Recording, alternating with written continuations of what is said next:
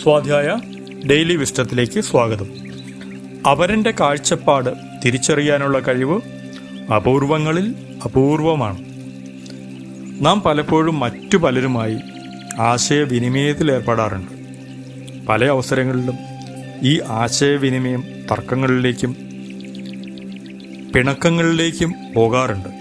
ഇതിൻ്റെ യഥാർത്ഥ കാരണം നമുക്ക് അയാൾ പറയുന്നത് മനസ്സിലാകുന്നില്ല, അയാൾക്ക് നാം പറയുന്നത് മനസ്സിലാകുന്നില്ല എന്നത് മാത്രമാണ്. മറ്റൊരു രീതിയിൽ പറഞ്ഞാൽ, നമുക്ക് അവരൻ എന്തുകൊണ്ടാണത് പറഞ്ഞത് എന്നതിനെപ്പറ്റി വ്യക്തതയില്ല, അവരന് നമ്മൾ എന്തുകൊണ്ടാണ് ഇത് പറഞ്ഞത് എന്നതിനെപ്പറ്റിയും വ്യക്തതയില്ല. അവരൻ്റെ കാഴ്ചപ്പാട് തിരിച്ചറിയാനുള്ള കഴിവ് ഉള്ള ആളുകളുടെ എണ്ണം വളരെ കുറവാണ്.